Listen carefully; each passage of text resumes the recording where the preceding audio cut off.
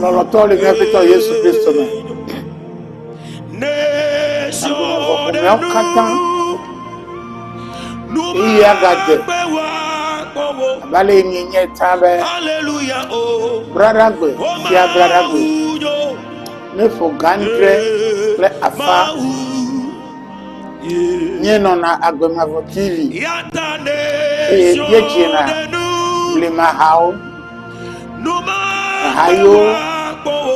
Nyele ngonglobe. Hayo. Egbevio me gatondo na nkuojo. Hayo. Bona gbenya pe gbogbo me luvo. Bena gasia gamera no ridodumla. Mau fe gbogbo. Vana nyape luvo. Rena nyape luvo. De edokumti. Nye sena le nya dokume bena. Mau fe gbogbo le do le nyame. Brother gwe, sia brother gwe. Nefo gandre klafala. Ye wona ya yinaji le Agbemavo TV. Ebe ganye brother gwe ya. Gamianga su. Bena nya donku blima hauji de ka. Ye nya nonku domoji nema. Ana sozo toji. Be ame yo me sepola. Ne wa se. Ame yo sepola. Ne wa nonku domoji. E wanoji. Le ove apelme. Ebe minamya blema motase. Eyata. Nye toide me bedome. Le blema mota biam. Bena mya jesimola. Ne mya nya tepemola. Ne mya zoreji. Ne mya po Agbemavo. Eyata. Wonale gome jege. Mabiatu. Osofu. David. Mausi. Afarisi bena wadogbera. Ne mya je. Blema haojiji gome. Osofu. Dogbera mi jemo. Nya de la Yesu nye da akpe no. Nye da akpe. Yesu bo le fia ya de no ga yo ne wona mi lata.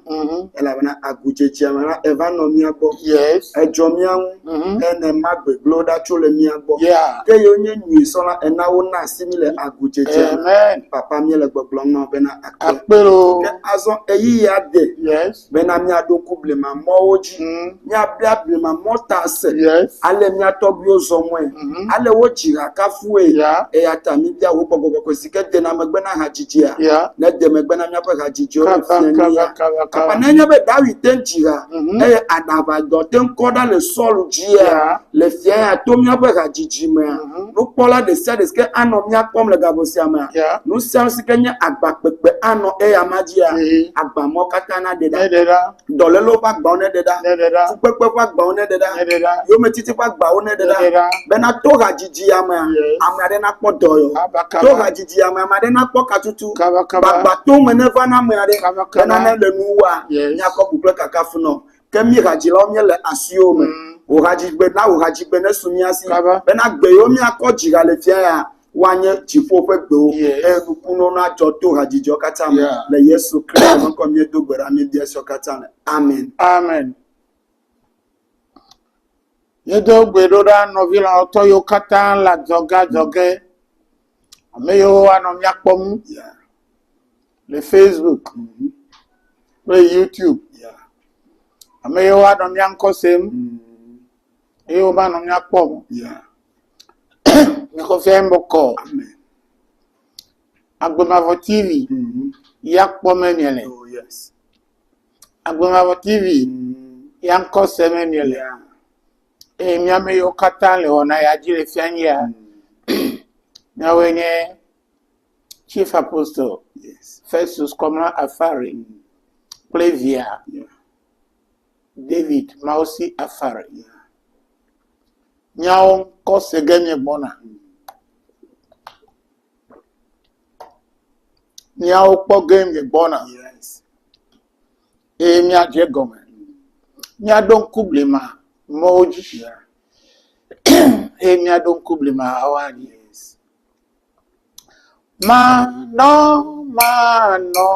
Mano Yesu yume. Fisi woyila.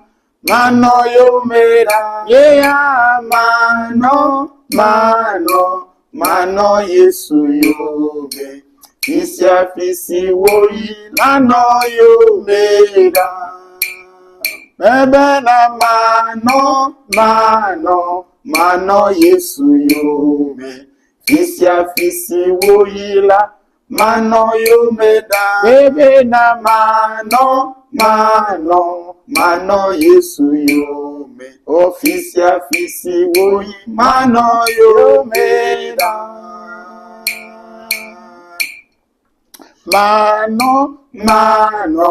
Mano Yesu yo. Awo fisia fisi woyi. Awo mano yo meda. Mano Yesu yo me. Fisia fisi woyi mano yo meda. Mano Yesu yo me. Fisia fisi woyi mano yo meda. Mano Yesu yo me.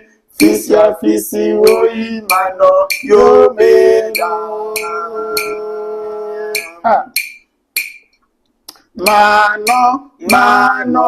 Mano Yesu yo me. Fisia fisi woyi la mano yo meda. Mano Yesu yo me. Fisia fisi woyi yo meda.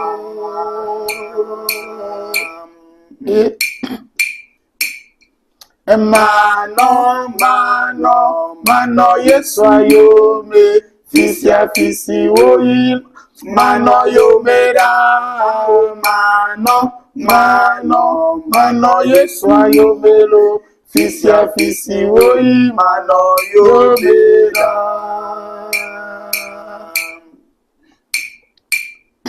Yeah, mano Yesu yo me. Fisia fisi woyi la mano yo meda. Mano Yesu yo me. Fisia fisi woyi mano yo meda.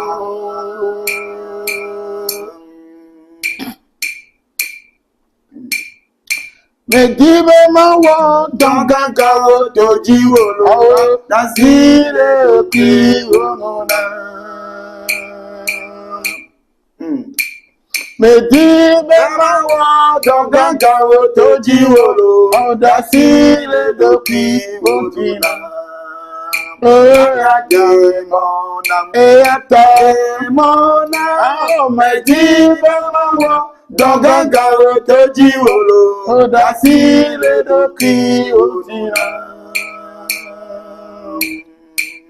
Eya temona.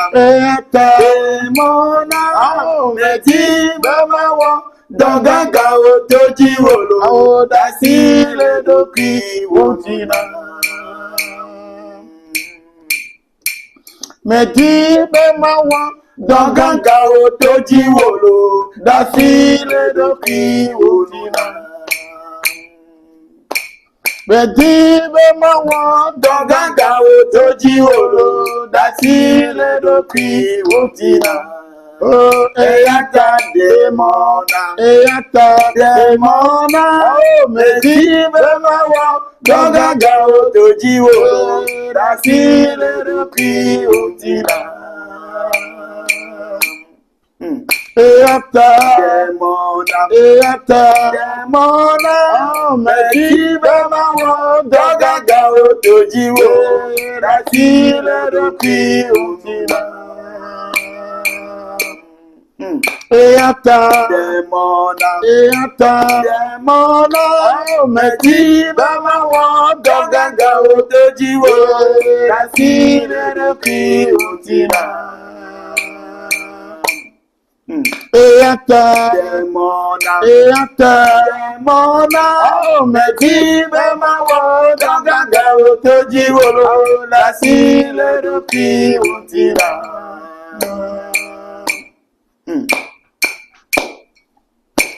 Medibe mawo donganga wo doji wolo.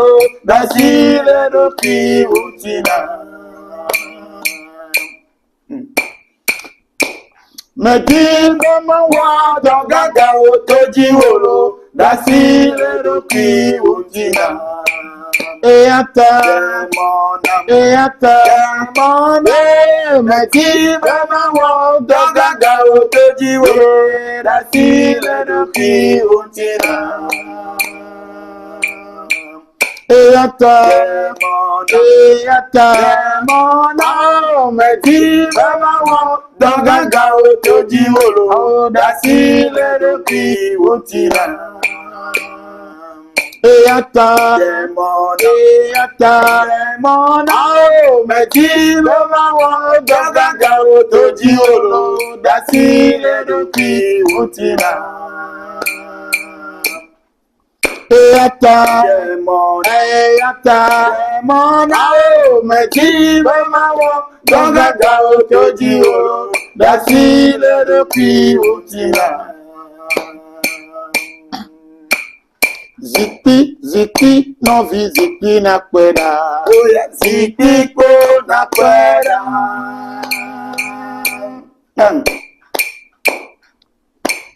Zipi no vi zipi na kweda.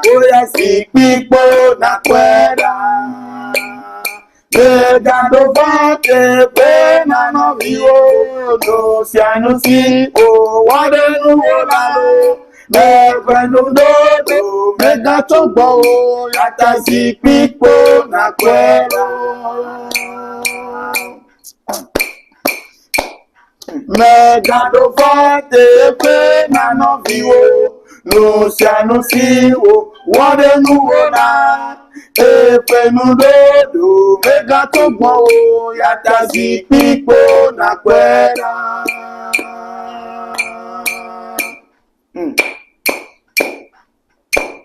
Zipi non vi zipi na kweda. Oya zipi ko na kweda.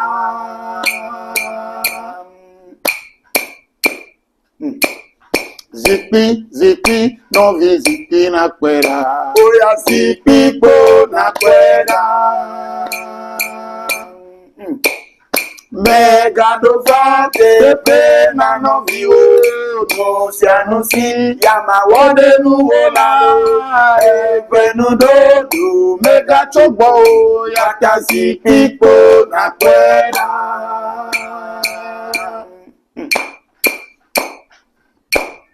Megado fate pena no vivo no se anuncia yama wadenu wola.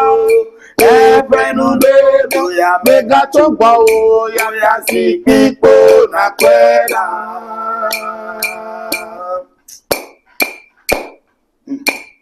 Megado fate pena no vivo no se anuncia yama wadenu wola. Efenudodo megatogbo ya zipi ko na kweda.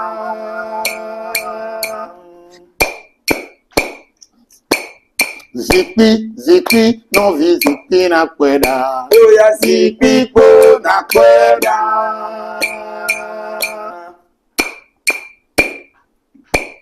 Zipi non vi zipi na kweda. Non vi zipi ko na kweda.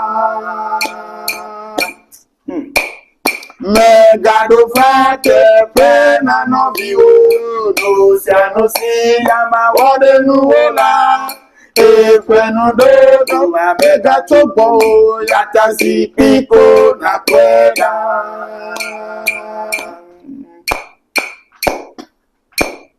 Megado fate pena no vivo no se anuncia yama wadenu wola. Efenudodo megatogbo yata zipi ko na kweda.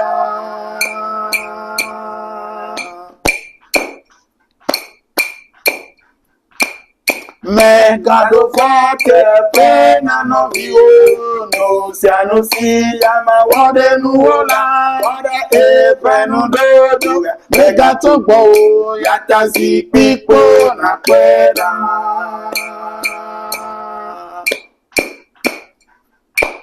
Woto kana nugbe na milo. Woto kana nugbe na mi.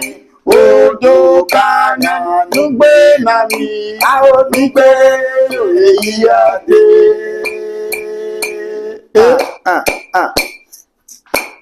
Odo kana nugbe nami lo, odo kana nugbe nami, odo kana nugbe nami, ao nugbe eyade. Mito eyade no binye mito eyade.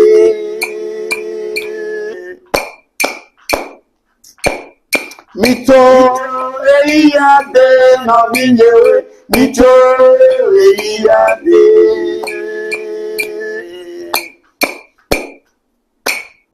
Mito eyade no binye wara mito eyade.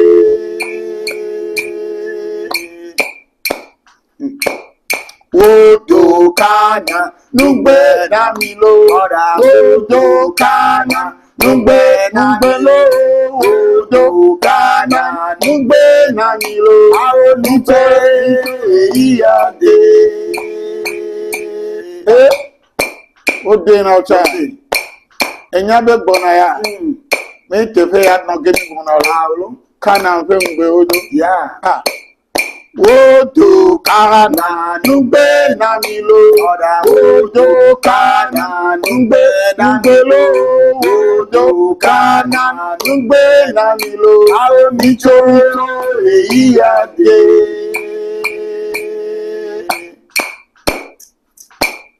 Mito eyade no vinye wo, mito eyade. Mito konseta o, mito dalo, mito gamufado.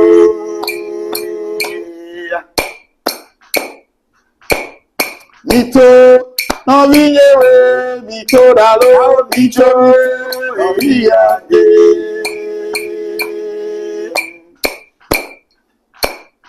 Mito eyade konseta o, mito eyade.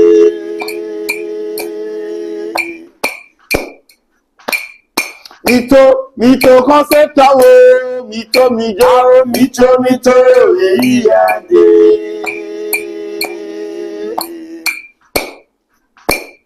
Odo kana nugbe nami lo, odo kana nugbe nami lo, odo kana nugbe nami lo, ao nugbe eyade.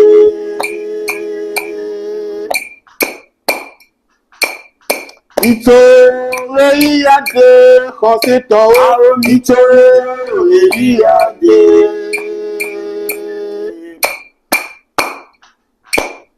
Mito no vinyewe, mito eyade.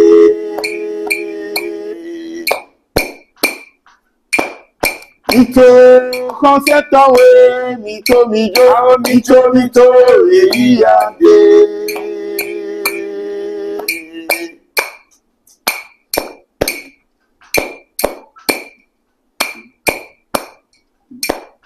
Made Yesu afiadwa o, made Yesu afiadwa o, mebe na doso kata Yesu onamla, made afia o, made Yesu afiadwa o. Made Yesu afiadwa o, made afia o, made Yesu afiadwa o, doso kata Yesu onamla. Made afia o, made Yesu afiadwa o. Mebe na doso kata Yesu onamla. Made afia o, made Yesu afiadwa o. Made Yesu afiadwa o. Mebe na made Yesu afiadwa o. Doso kata Yesu onamla. Made afia o, made Yesu afiadwa o. Doso kata Yesu onamla. Made afia o, made Yesu afiadwa o. Made Yesu afia dua Made Yesu afia dua le Dosio kata Yesu wanamla Made afia Made Yesu afia dua Mebena dosio kata Yesu wanamla Made afia Made Yesu afia dua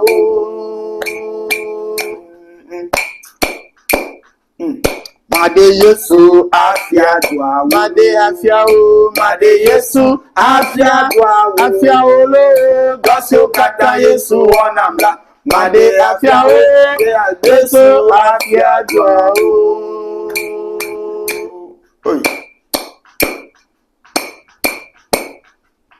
Dosio kata Yesu wanamla Made afia Made Yesu afia dua Majradolo awu Majrado be ma ide ifo Majradwa Majradolo Majrado be ma ide ifo Nye maklono nye dasi nye maklono nye dasi Nye kape Majradolo Majrado be ma ide ifo Ebena nye maklono nye dasi nye maklono nye dasi Majrado Majrado ne maide ifo Majradolo Majrado ne maide ifo Majradolo Majrado ne maide ifo Nye maklono nye dasi Nye maklono nye dasi Majradolo de kape Majrado ne maide ifo Nye maklono nye dasi Nye maklono nye dasi Majrado de kape Majrado ne maide ifo Nye maklono de kape Nye maklono nye dasi de kape Majrado Majrado ne maide ifo Majradolo Majrado ne maide ifo Majradolo Majrado ne maide ifo Nye maklono nye dasi Nye maklono nye dasi Majradolo de kape Majrado ne maide ifo Nye maklono de dasi Nye maklono nye dasi de kape Majradolo Majrado ne maide ifo Mano yeso tinu po Mano pom Nye mabo mo popo Mano pom Mano mawasino po Mano pom Nye mabo mo popo Mano pom Deja de si o Wana enyo No si o wana enyo Mano mawasino pom Mano pom Nye mabo mo popo Mano pom Ele nyonyo kesia Oya no mafasino po Ma don ko akpogere So khosiko na plero Mano Mawasino pom Mano pom Nye mabo mo popo Mano pom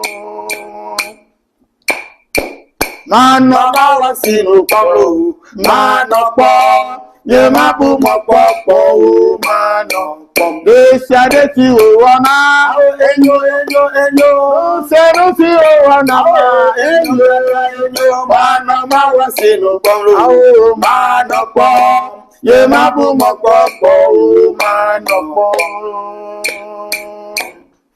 Desia desi wana, enyo, desia desi wana, enyo, mano mawasinu polo, mano po, ye mabu mopo po, mano po.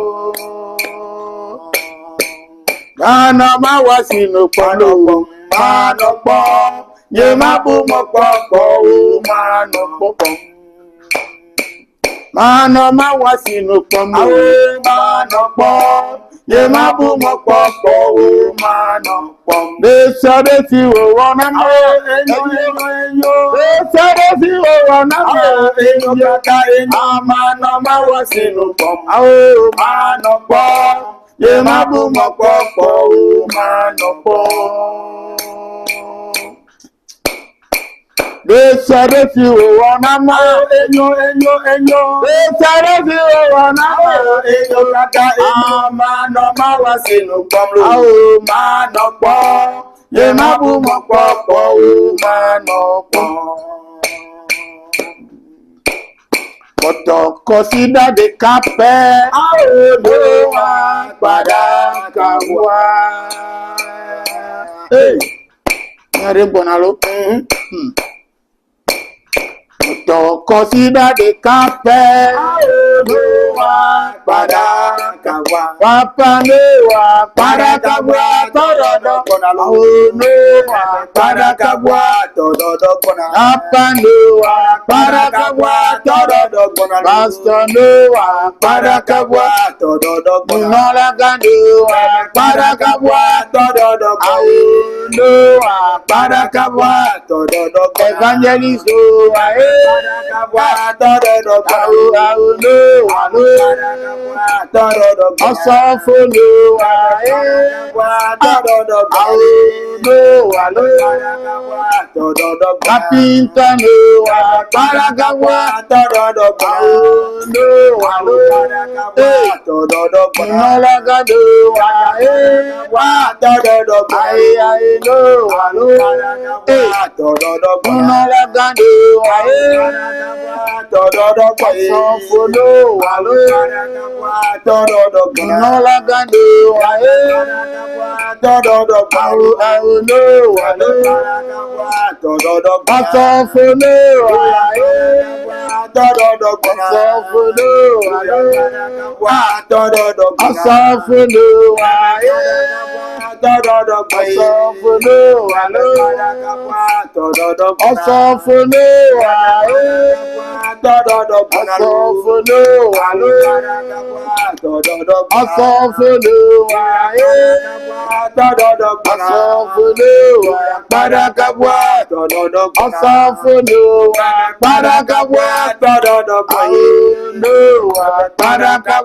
Torodo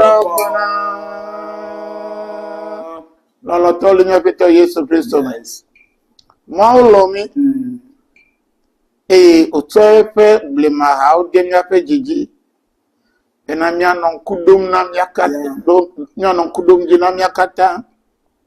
Miepo bena atem adon kublema hadeji.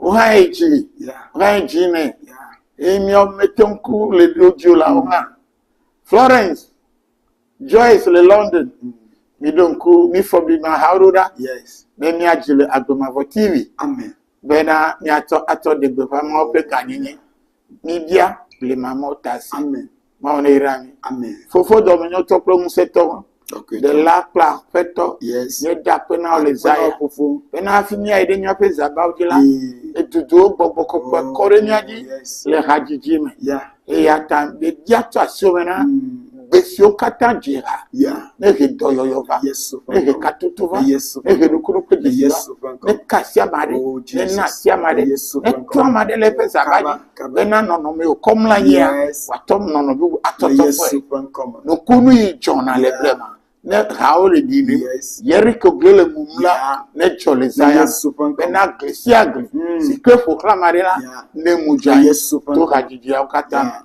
le Yesu Kristo pen come. Amen, amen. Amen. Yo. Na blema ha de lasio.